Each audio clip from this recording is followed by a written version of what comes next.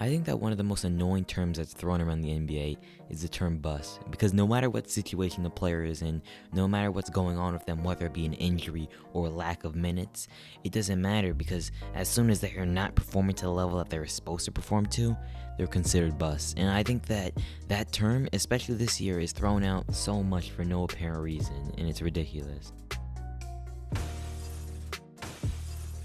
Listen, we've all seen NBA busts before, because at the end of the day, as much as I just shamed on people calling people busts do exist in the NBA. There are tons of cases of busts, whether it be Jahlil Okafor, which I'm going to talk about in another video, whether it be Anthony Bennett.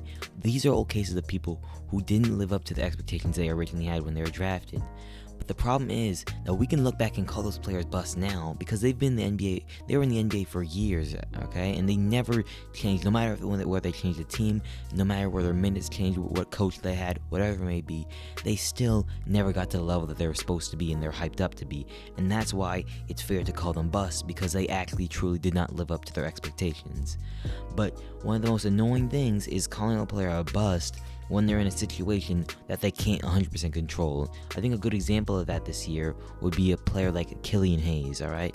Killian Hayes has been dealing with injuries since basically the start of the NBA season, and people have already been throwing him off and saying he's a bust when he hasn't even gotten enough time to play, he hasn't gotten enough time to prove himself. So I think in those cases, they should not be calling players a bust at all.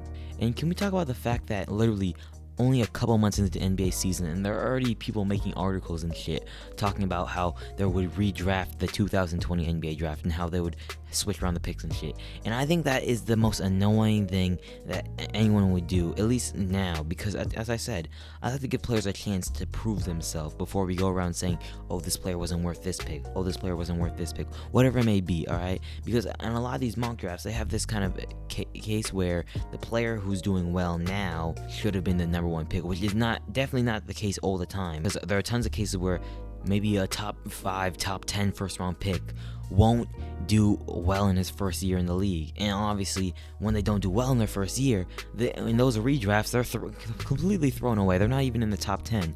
Half of them probably aren't even in the lottery, because at the end of the day, they haven't proven themselves. But sometimes over years, they live up to that draft spot, and they actually do play at a high level and get to at least an all-star, or at least a high-level NBA player, high-rotation player in the league.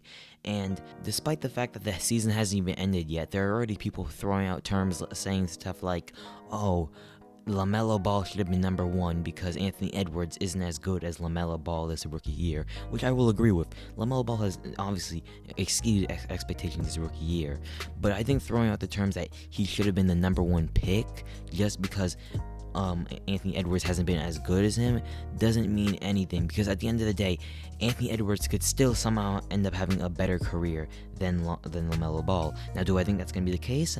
I'm probably not, but you never know. I mean, he's on the Timberwolves, so it's kind of hard to tell because they're a bad organization.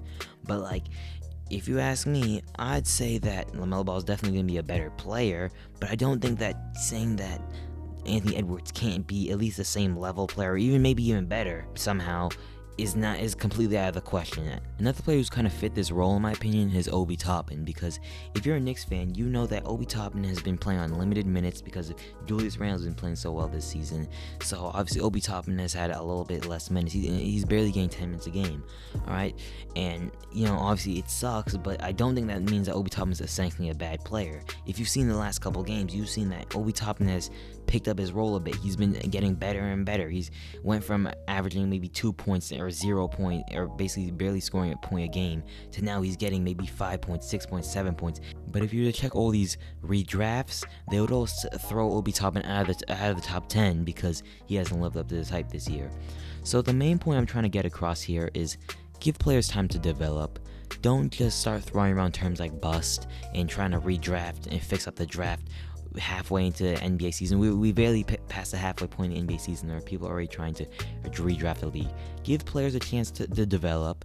Give them a couple years, let's say 2 or 3 years to develop. And if you see that the player that you believe is a bust never really reach a higher point than they're at right now, then you can completely call them a bust, alright? But to go around assuming players are already a bust at this time in the NBA season is ridiculous. And a lot of it is pushed by the media and all these reporters who've never really watched an NBA game in their life, but just look at the stats and say, oh, he has more stats than this guy, so this guy gets higher in the draft, okay? So don't listen to those articles. Don't call players bust in their first year. Give players time to develop, and then look back 3 years from now. If your favorite player that you had that came out of this draft isn't doing that well, go call him bust. That's all I gotta say.